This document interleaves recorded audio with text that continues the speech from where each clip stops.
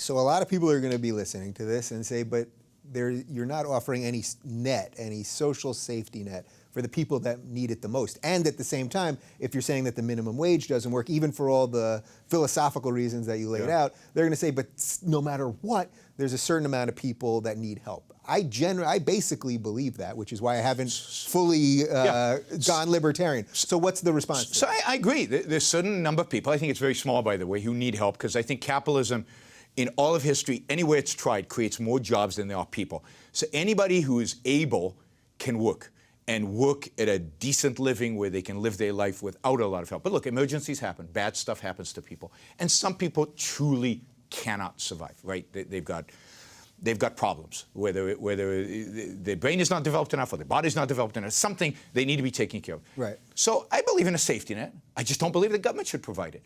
I don't believe I should be coerced to help them. Right. You want to help them?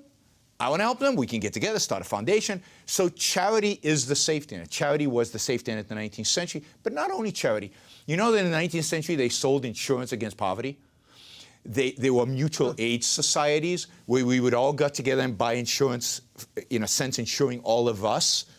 A mutual type of insurance deal in order to for poverty, or for if your house burned down, or kind of just generally bad stuff happening in life. You could, in a true free market in healthcare, for example, you could buy an insurance policy, maybe even for life, on a baby that hasn't been born yet. I mean, the possibilities once you free up the economy from regulations and controls, if you actually let people make decisions based on their own interests, are unbelievable. So I don't believe anybody's going to be dying in the streets.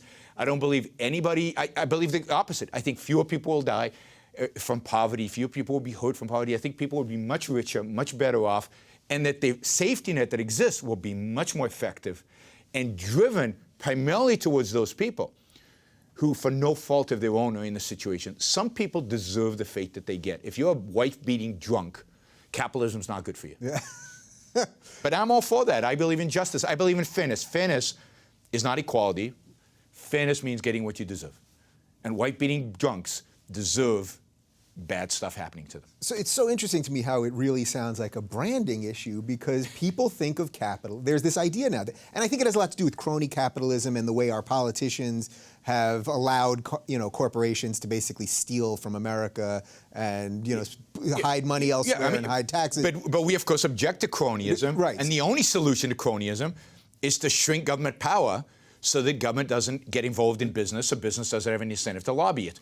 So that's basically Atlas Shrugged right there. That was you just gave me the one sentence. The smaller the government, the less cronyism there is. I mean, there's a famous story about Microsoft. In 1994, they were brought in front of Congress, and Orrin Hatch, who was then a young senator from Utah, lambasted them for not lobbying, for not having a presence in Washington, D.C., for not doing all the things that corporate America was expected to do. And Microsoft walked away and said, look, you leave us alone, we'll leave you alone. We're not interested. Yeah. Right?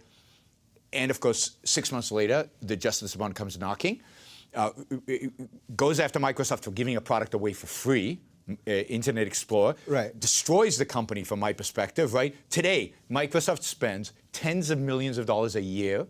They have a beautiful building in Washington, D.C., about equal distance from the Capitol and the White House. Mm-hmm. This is how it happens. The politicians come and they say, give us a handout, or when we write the regulations, we're going to screw you. Wow, I really want to get into that for a sec, because I remember that happening, 1994. Yep. I was, I think, a senior in high school.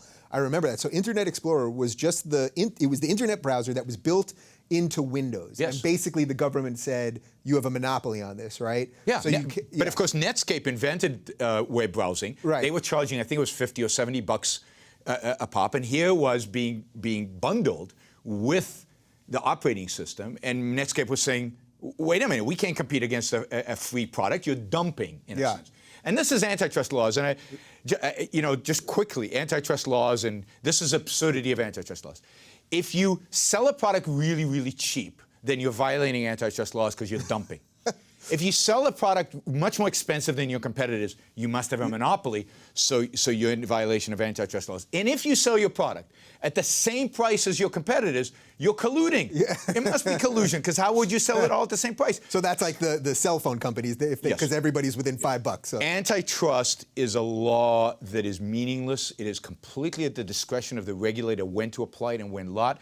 And that's what authoritarians always love. They love laws that are not clear, that are not objective, so they can choose. You didn't pay me this month, so I'm going to go after you, right? You're not lobbying, so I'm going to go after you. Google has learned this, right? Google and Netflix and these guys, they spend huge amounts of lobbying. Democrats, Republicans, they spread it all around. It's interesting that Google has no antitrust problems. Apple does, because Apple has lobbied very little, right? Microsoft did, because it lobbied zero. So this is the game that's being played, and it's a game that is determined by the politicians. They're the ones with the guns. They're the ones forcing this upon businessmen. Right. So is there a risk there, though, that if you remove all of that stuff, that the companies eventually will become more powerful than the government? Now, I suppose you wouldn't view that as a risk per se, but that Apple, at this point, Apple has more money than the government, right? Apple's in the black, you know? Look, this is the difference. Yeah. And this is a fundamental confusion. This is what you said. A lot of this is about words. It's about words, yes, but the deeper philosophical meaning of words. There's such a thing as economic power, and there's such a thing as political power. Political power is about coercion. It's about guns. It's about force. Economic power is about voluntary transactions. I have no problem companies gaining more and more and more economic power. They can only have that power as long as I voluntarily choose to trade with them. Right. I can choose to buy a Samsung tomorrow. I can choose to boycott Apple for a variety of reasons if I want to tomorrow. There are other choices. Right. There always are choices. But there is the risk that they could just buy every other company and eventually... Never happened. Never happened. So because a better mousetrap will always come along, right? Better mousetrap. The classical example of this is Rockefeller, right? He had 90+% of all oil refining in the 1870s, right? So monopoly. So what were we taught in Econ 101? Prices go up, quality goes down. Never happened. Prices went down every single year. I challenge anybody to look at the data. Go down every year. Quality goes down every year. Because Rockefeller understood that if he raised prices, competition would come about. And competition will often come about from products you would never expect. So, for example, in the 1870s, Rockefeller's oil was being used for kerosene to light us. Who competed him out of that business? I guess the... Thomas Edison. Yeah. What bureaucrat, what central planner would have sat back in 1870 and says, yeah, this guy in that lab, he's going to compete. Nobody would have imagined that. That's the beauty of real freedom, of real capitalism. Today, of course, Edison would have never been allowed to have the lab because he violated every code in the book. I'm sure he didn't wear goggles when he did his experiment.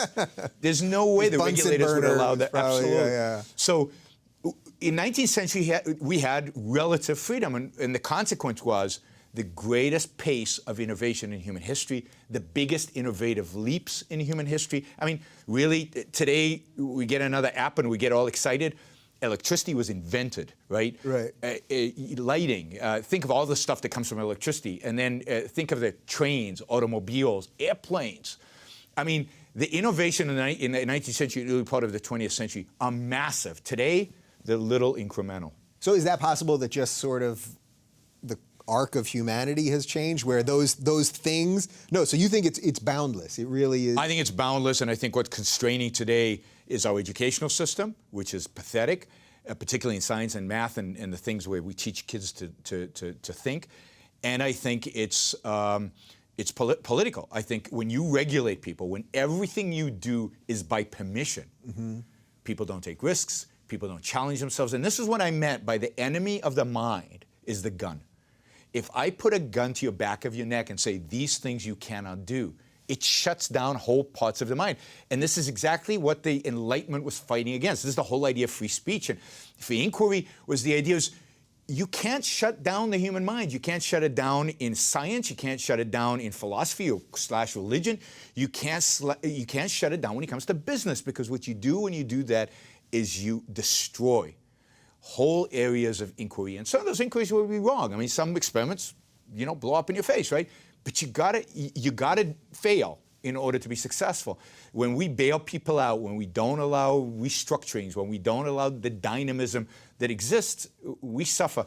The reason we have so much innovation in Silicon Valley is because that is the least regulated industry in our economy. The reason Wall Street keeps collapsing is because it is the most regulated industry in our economy. So, okay, so Wall Street is regulated and we bail them out, and when they're too big to fail, we make them bigger. Sure. So I get all that. So what would the alternative been if we had just actually let them all fail? I mean, people basically say Obama saved... That's a false alternative, right? The alternative is 80% regulation or 90% regulation. No, the alternative is zero, right? The alternative is to unwind the system. The alternative is to get rid of the pages and pages and bookloads of regulations over the financial industry, free them up completely. That will probably lead to a completely different looking banking system than what we have today. But also make it clear, we're not going to bail you out when you deposit money in the bank because there's no deposit insurance. Right. But we're also not going to bail any banks out when they get in trouble. We're just stepping back and letting the market be free. And look, before 1913, the United States had no Federal Reserve. It had no bank bailouts. It had bank regulations, particularly in the state level, which were disastrous. And generally, the economy grew the fastest in human history. From the Civil War until World War I, it was an amazing period of economic growth and economic success without a Fed, without central planners. That's what I'd like to see. The lesson of 2008 is get rid of the Federal Reserve. The lesson of 2008 is stop regulating the banks and the credit agencies and the rating agencies and all these things that distort markets. So my Bernie people are not going to be happy with you because you're both saying there's a problem here. Yeah. You're saying the problem is the government has artificially controlled what Wall Street can do. He would say we have to control them even more. Yeah, and I'm saying we've tried Bernie's solution since the Great Depression. Right, during the Great Depression, the first thing FDR did when he came into office in 33 and 34 is pass massive bodies of financial regulations. Since then, we've had inflation, we've had the S&L crisis, we've had 2008. Those regulations that were passed in 33 and 34 don't work. They never worked. They were disastrous from the beginning. It just takes decades to see their full manifestation. The solution is not to load up on them a whole new set of the same bad thing. You don't, if you run an experiment and it doesn't work, you don't double up on the experiment, right? What you do is you rethink your fundamental ideas about it, and we need to rethink finance from the beginning. Yeah, so I love that this really all comes down to human nature, right? Because if you were, let's say you were of the Bernie mindset, and you'd say we have to regulate them more, I guess what he would say is, or what you would say is, well, someone, even if with all the regulations on earth, someone, because of human nature, is going to come in and figure out a way to still screw it up. No, it's the regulations that are screwing the system up, right? The regulations cause the crisis. The regulations provide the incentives for people to behave in particular ways that are screwy. I'm saying is the reason we trust regulation and we don't trust markets, and this is the key, right? Yeah. Because in every field this is true. A crisis happens, we regulate it, which causes another crisis to happen. We regulate even more, which causes a bigger crisis. And this was observed by Ayn Rand in the 50s and 40s. This isn't a new phenomenon. This is the way government functions. This is the way human beings function. Is the fundamental we don't trust is self-interest. We think that self-interest leads to lying, stealing, cheating, all this bad behavior. So we regulate it. Right.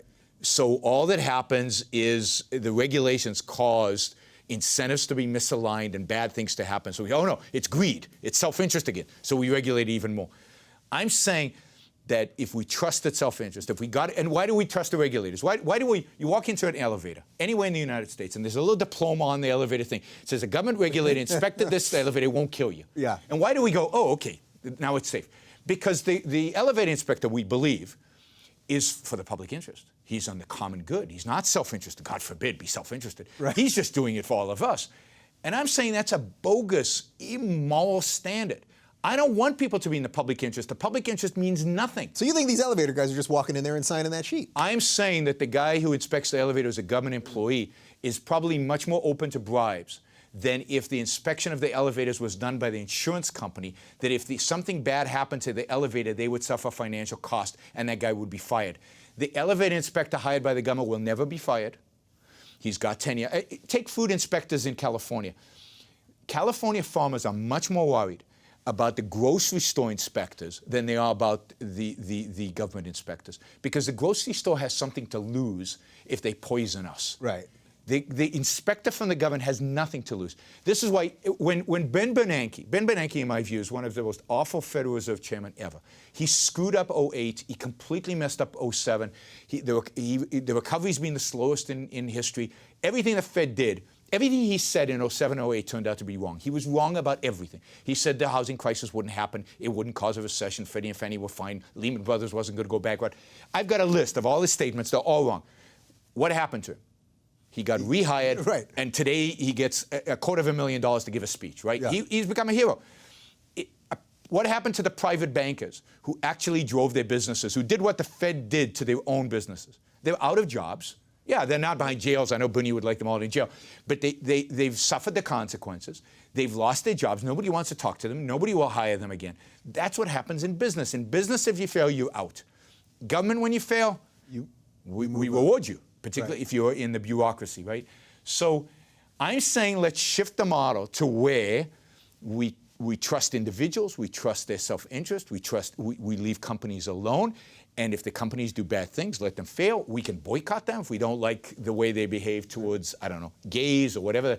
If we don't like their behavior, don't go to Chick-fil-A. Just don't buy Chick-fil-A. Boycott them. That's right. So this is where you would say if the Christian pizza maker doesn't want to make pizza for gays, you wouldn't say let the government stop them from doing that. You would say, well, boycott them and don't give them business. And yes, but I want to be a little bit more radical than that. Because this is a problem. We have Ted Cruz and people like that talking about religious freedoms. What religious freedom? I just believe in freedom. And the fact is that people have a right to discriminate. So I would expand it if the But don't give them your business. Yeah, don't give. So my point is this: if the baker doesn't want to bake a cake for a Jewish wedding, he has just as much right to do that as he has to discriminate. But I would never go near the plate. I would stand outside with a placard. I'd be on the barricades to drive that immoral bastard out of business, right? Yeah. But he has a right to be a bigot. People have a right to be racist. Yeah, they just I'm with don't you. have a right to force it on you. Yeah, I'm with you on that. Some of my friends on the left that will say, well, but they're using, the public street that they're on, so then we wouldn't want them to discriminate against black people. And I get the idea behind that. But once they walk off the public street into your store, it's yours. I am very discriminating in who I invite to my home. It's not discrimination based on race or any of these other factors, but people who I think are nice are invited. People who I don't like are not invited. We all discriminate. Discrimination is a good thing. What we need to teach people is not to discriminate based on stupid things or non-essential things. You discriminate based on a person's character. That's the appropriate discrimination.